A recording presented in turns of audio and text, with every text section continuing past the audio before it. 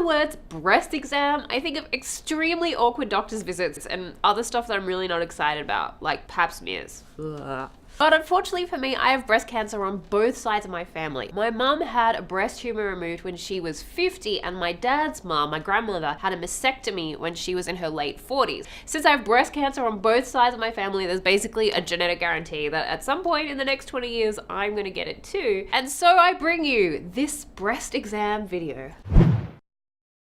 Now, keep in mind, I'm a science communicator, Jim, not a doctor, so what I know is from informed analysis of other people's research and not from years of professional study. It's recommended by nationalbreastcancer.org that every woman over the age of 20 should give themselves a breast self-exam once a month. Breast cancer is not always outwardly visible or palpable, but self-exams can at least help determine if there's a tumor in there, giving you a better chance of catching it early, which is super important. It's also a way of picking up on anything in between your proper doctor's visit. So women over 20 should get a clinical breast exam once every 2 years, and women over 40 should get them once a year. And mammograms should be about as often for women over 40 or 50, depending on where you live. So to keep your lady fun bags in check, these are the steps to administering your own breast self-exam.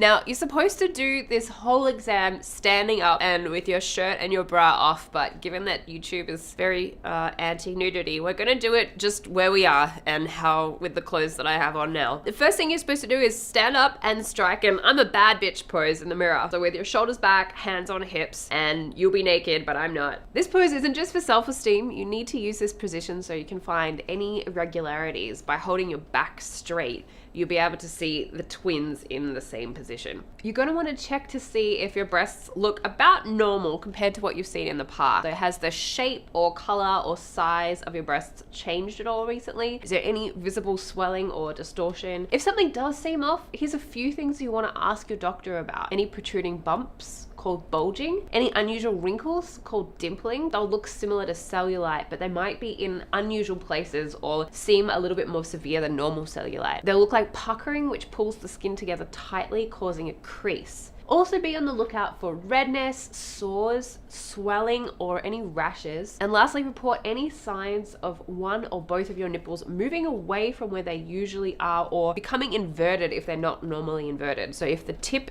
of your breast is pointing in rather than pointing out if it is usually an outward pointing nipple. Next, raise your arms and hold your hands up and look for the same things you did in the last step. And while you're at it, look for any fluid coming out of one or both nipples. This fluid can be white, clear, yellow, or even blood. Now, some discharge can be normal or indicative of something that's benign, but blood is never normal. So if you notice blood, who you're gonna call? The doctor, that's right. Next up, lie down and use each hand to check the breast of the opposing side. So for example, to check your left breast, you wanna use your right hand. You wanna keep your fingers flat and firm. Using your first 3 fingers, gently move your hand in a circular motion, about 1 inch in diameter, and check the whole breast using this method from side to side, armpit to sternum. So that's not just the boob itself, or all the way over to the armpit. So I'm gonna do that now.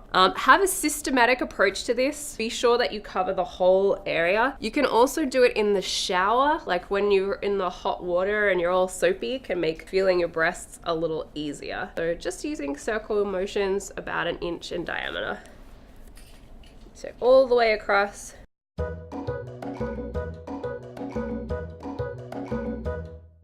Okay, you're gonna wanna check the different layers by using different pressures from light to firm. So when you're on the part of the body where there's not a lot of fat tissue, you can just use a light touch. But when you're over the breast tissue itself and over the rib cage, you should use a firmer touch. This can be a little painful if you're pressing really hard on your boobs. So make sure that you're slow and gentle while still being firm.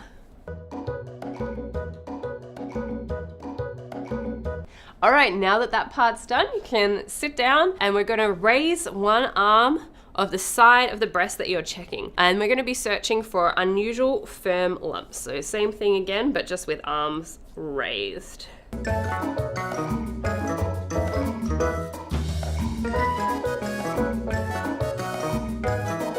Okay, good, nothing on that side. Now I'm gonna do the other side.